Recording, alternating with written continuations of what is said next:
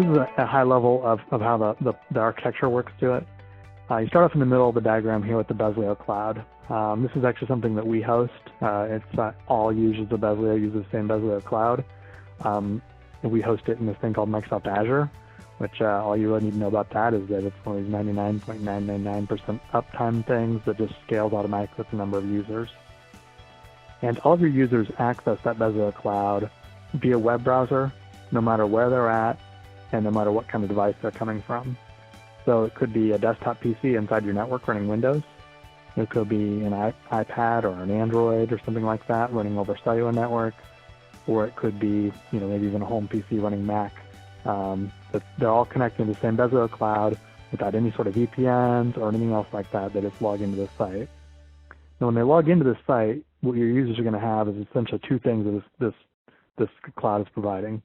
First is that each user is assigned a unique token that identifies them. And that'll come into play in a moment here where that actually gets plugged in on the other side. And then next, the Bezlio cloud stores what we refer to as a wireframe of what their screen should look like. So, maybe on the main screen you want, some big key performance indicators. Then you drill down into those, and then you go into some grid views, and then you drill down again, maybe you're seeing some charts. You're defining all of that in the cloud. The Bezlio cloud doesn't actually have your data, so that's why it's more of a wireframe, what you got going on here. And when a user logs into the site, and those wireframes are kind of presented on their screen, in real time they're being populated with data directly from this thing that lives inside your network. So you put this behind your firewall without any sort of modifications to this at all. You just install it on some sort of system that'll be up and running all the time, and it's called Bezlio Remote Data Broker. In this software, what you do is you install all those user tokens that I referred to that the cloud assigns to define each of your users that are allowed to communicate. This communicates on an outward basis to users of the Bezlio cloud, and the way it populates information is via these little data integrations. We've got representative gears here.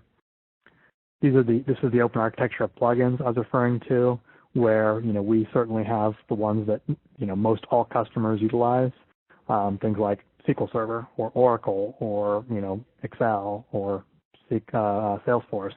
A lot of those sort of plugins during your installation process, we just ask you if you want them.